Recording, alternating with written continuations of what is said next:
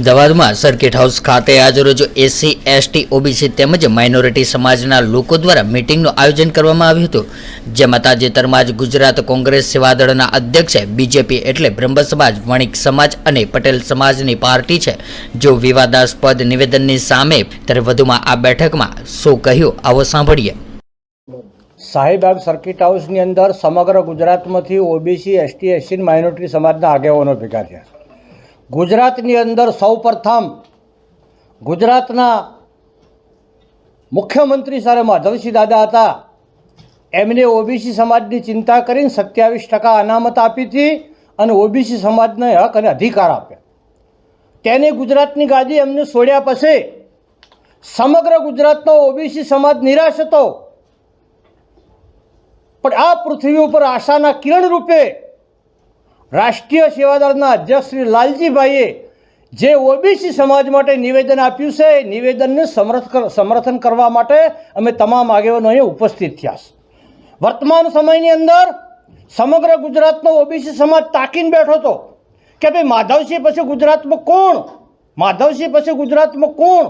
આજે આ ગુજરાતની ધરતી ઉપર આ અમદાવાદની ભૂમિ ઉપરથી ગુજરાતમાં ઓબીસી સમાજના લીડર તરીકે લાલજીભાઈ દેસાઈને હું ઘોષિત કરું છું કે એમને ઓબીસી, એસટી, એસસી માઇનોરિટી સમાજના હક અને અધિકારની વાત કરીશ।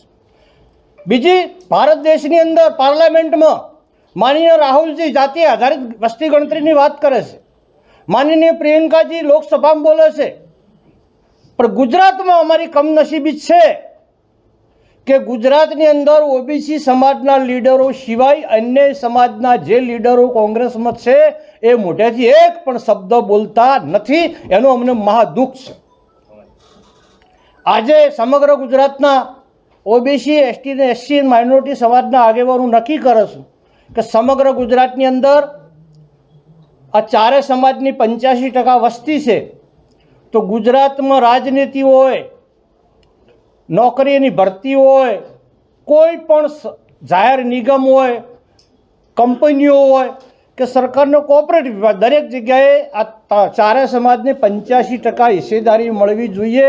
એના માટે ગામે ગામ, ઘર ઘર સુધી અમે જાગૃતિ ફેલાવીશું અને આવનારા સમયની અંદર સમગ્ર ગુજરાતનો ઓબીસી, એસટી, એસસી માઇનોરિટી સમાજ એક કરી અને અમારા હક અને અધિકાર મેળવીને જંપીશું। અનુસૂચિત જાતિ વિભાગ ગુજરાત પ્રદેશનો વાઇસ ચેરમેન છું કોંગ્રેસ પક્ષમાં।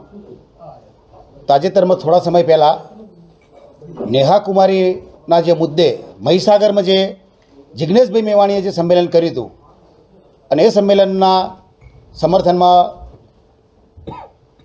સેવાદળના રાષ્ટ્રીય અધ્યક્ષ આદરણીય શ્રી લાલજીભાઈએ પોતાના પ્રવચનમાં જે વાત કરી હતી અને એ વાતની અંદર પોતાના સમાજ માટે, એમના હક અને અધિકાર માટેની જે વાત કરી હતી, એમને કોઈ સમાજનો વ્યક્તિગત વિરોધ નહોતો કર્યો, એમને પોતાના એસસી, એસટી અને ઓબીસી અને માઇનોરિટી સમાજ માટેના હક અને અધિકાર માટે સરકારની અંદર પ્રતિનિધિત્વ મળવું પડે એ મુદ્દે એમને જે વાત કરી હતી, એ વાતને હું એક દલિત સમાજના આગેવાન તરીકે સંપૂર્ણ ટેકો આપું છું અને આવનારા સમયમાં આ મુદ્દે જે પણ આજે આ સમાજ ભેગો થયો છે, જે પણ ગામડે ગામડે એની વાત લઈ જવાની જરૂર જો પણ પડશે તો અમે સમગ્ર અમારી આખી ટીમ સાથે મળી અને લાલજીભાઈના સમર્થનમાં અને અમારા આ એસસી, એસટી, ઓબીસી માઇનોરિટીના સમર્થનમાં અમે અમારી વાતને છેક સુધી પહોંચાડીશું અને આજે અહીંયા હાજર રહી અને અમારું એને સમર્થન આપીએ છીએ અને લાલજીભાઈએ જે પણ નિવેદન કર્યું છે એને અમારો સંપૂર્ણ ટેકો છે।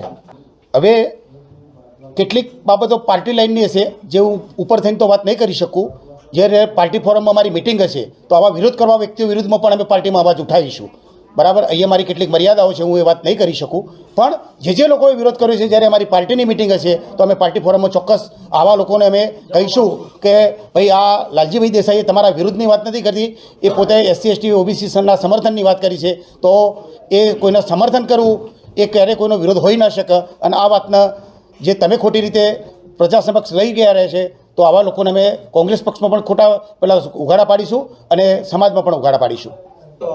હવે તમે અગાઉ પણ એક વાત કરી એમ કે ગુજરાતમાં અત્યારે હાલ કાયદો અને વ્યવસ્થા નામનું કોઈ શાસન હોય એવું મને તો લાગતું નથી, બરાબર। તો તમે જોજો કે આ અમદાવાદને ક્રાઇમ કેપિટલ કહી શકાય એવું હું પહેલા અર્થમાં ક્રાઇમ કેપિટલ જ કહીશ કે તમને રોજે રોજ હત્યા, લૂંટ અને આવા છેડતીના બનાવો જે વધી રહ્યા છે એ પ્રમાણમાં ખરેખર આ રાજ્યના ગૃહમંત્રી માત્ર ને માત્ર જે વાતો કરે છે એ ખરેખર કંઈ દેખાતું હોય એવું મને તો લાગતું નથી. એટલે આ દેશની અંદર કાયદો અને વ્યવસ્થાનું શાસન આવે બરાબર એ બાબતમાં આજે આ મિટિંગની અંદર પણ એની પણ ગંભીર ચર્ચાઓ થઈ છે. તો આગામી સમયમાં એના માટે પણ અમે લડત લડીશું. હું બનાસકાંઠા જિલ્લા કોંગ્રેસના કાર્યકારી પ્રમુખ દામરાજી રાજગોર આજની આ બેઠક અમારા રાષ્ટ્રીય સેવાદળના અધ્યક્ષ જે નિવેદન કર્યું એ નિવેદનના પડઘા ગુજરાતમાં ખોટી રીતે જે વહેતા કરવામાં આવ્યા છે એવા અમે એમને સમર્થન આપવા માટે ભેગા થયા છે કે એમની વાત ખોટી નથી. આ ભારતનો દરેક નાગરિક સમાન હક માગવા માટેનો હકદાર છે. પછી એ બ્રાહ્મણ હોય કે દલિત હોય, દરેકને રાજ્ય સરકાર હોય કે કેન્દ્ર સરકાર હોય એને સમાન હક આપવો જોઈએ અને દરેકનું સામાજિક સ્તર ઊંચું આવવું જોઈએ. શિક્ષણ ક્ષેત્ર હોય, એની આર્થિક નિભાવ માટેની વાત આવતી હોય કે પછી એના સામાજિક ઉત્થાનની વાત આવતી હોય તો આ ધરતી ઉપર જેને જન્મ લીધો છે એ તમામને સરખા અધિકાર પ્રાપ્ત કરવાનો હવે સરખો અધિકાર ગાંધી બાપુએ પણ આપ્યો છે. એક જાજબ ઉપર બેસતા કર્યા છે અને દલિત અને બ્રાહ્મણ વચ્ચેનો કોઈ ભેદ ન રાખ્યો હોય તો આ ભારતીય જનતા પાર્ટીની સરકાર એ પોતાની તિજોરીમાંથી આપવાના નથી પણ ભારત સરકારના ટેક્સમાંથી આપવાના પૈસા છે. તો દરેકને સરખા ભાગે આપે એ માગણી જો અમારા રાષ્ટ્રીય અધ્યક્ષે કરી હોય અને એની ખોટી ટીકા ભાજપ કરવા નીકળી હોય તો એને અમે સખત શબ્દોમાં વખોડી કરીએ છીએ અને સર્વ સમાજ ભેગા થઈ અને એને જાહેર ટેકો આપીએ છીએ. ગુજરાત પ્રદેશ કોંગ્રેસ ઓબીસી કાર્યકારી પ્રમુખ તેમજ હું લોક સાહિત્ય કલાકાર છું. એથી આખા ગુજરાતમાં સાંસ્કૃતિક કાર્યક્રમો પણ કરું છું. પણ આજ કહેવા દો મને સાહેબ, અહીંયા આવવાનું કારણ અમારા રઘુભાઈ દેસાઈએ બોલાવ્યા છે આ સમર્થનમાં લાલજીભાઈના. તો એક વાત યાદ આવે સાહેબ કે ચાકડો ગાંધી બાપુએ લખ્યું છે, ઘડજે રે માટલા ને ઘડજે મોરિયા, આ રાખના ભેરું કોડિયા નો રહી જાય, એ આખા હિંદના ડાયા હળવો ફેરવ તારો ચાકલો. એ ગાંધી બાપુ, એ સરદાર વલ્લભભાઈ પટેલ, એ ભગતસિંહ, એ અમારા બાબા સાહેબ આંબેડકરના બંધારણ મુજબ જ્યારે લાલજીભાઈએ માગણી કરી છે ત્યારે મિત્રો મને કહેવા દો, અમારો છેવાડાનો માનવી આજે એ મારે સ્થિતિની વાત નથી કરવી, એક નશાથી લઈ અને બરબાદી તરફ જઈ રહ્યો છે. ત્યારે અમારા લાલજીભાઈની એક જ માગ છે કે અમે કચડાયા છે આ સરકારમાં તો અમને યોગ્ય હક આપો જેથી અમે શિક્ષિત બની અને અમારા રાજકીય ક્ષેત્રે અથવા સરકારમાં પણ અમે બેસીએ. આવી એક લાલજીભાઈ માગણી લઈ નીકળ્યા છે. ત્યારે ટૂંકમાં મારે વાત કેવી હોય તો હું આ તમારા માધ્યમથી તમારો આભાર માનું છું કે અમારી મિટિંગમાં તમે આ પત્રકારો આવ્યા. ત્યારે મને એક કહેવા દો સાહેબ, મારા પિતાશ્રીની એક પંક્તિ યાદ આવે કે અહીંયા સમજદાર તો ચૂપ થઈ બેઠા, અહીંયા દાઢા રીંગા દેખાણા. સમજદાર ચૂપ થઈ બેઠા, અહીંયા દાઢા રીંગા દેખાણા. અરે કલમમાં કુશળ અમારા બાબા સાહેબના સંવિધાન અહીંયા જોખમાણા, આ ભારતીના દિલડા આજ દુભાણા. એ અમને દુઃખ છે. બસ આટલું કહું છું અને લાલજીભાઈ દેસાઈને હું અહીંથી મારું સમર્થન જાહેર કરું છું. એ વિશે તો સાહેબ આ જ પ્રતિક્રિયા કે વિચાર તો કરો. આ માધ્યમથી મને કહેવા દો, હું કોઈ ભૂતકાળમાં જવા નથી માગતો પણ અમારા સૌરાષ્ટ્ર કચ્છ કાઠિયાવાડના બારવટિયા કપડાં કાળા પહેરતા હકની લડાઈ માટે પણ અમારી દીકરીઓની સલામતી હતી અને અમુક કહેવાતા માણસો કપડાં વ્હાઇટ પહેરે છે અને કાળા કામ કરે છે સાહેબ. એટલે ધન છે અમારા સૌરાષ્ટ્રના જોગીદાસ ખુમારને, અહીંથી રાજુભાઈ આહિરના વંદન છે સાહેબ. આમાં કાયદોની વ્યવસ્થા ક્યાં રહી? નીચેથી લઈ અને ઠેઠ દિલ્હી સુધી બધું ભ્રષ્ટાચાર જ હાલે છે. એમાં કાયદાની વાત હોય? અહીંયા બાંધીથી બેડીએ ભારતની ભોમને, અરે પલટાવ્યા શાસનની સરદાર કેવો, એ સરદારને પણ હું વખાણું છું. બાંધીથી બેડીએ ભારતની ભોમને, પલટાવ્યા શાસનની સરદાર કેવો, વંદુમાં ભારતી ઉતારું આરતી. અમારા ભારતનો ઇતિહાસ છે ભણવા જેવો, કોક દીક ભણવા તો આવો તો મેં સાચી વાત કરીને. આ અમિત શાહ બોલ્યા રામ રામ રામ કરો, કૃષ્ણ કૃષ્ણ કરો. સાહેબ એ તો અમારા ઈષ્ટદેવ છે આપણી મા ભારતીના.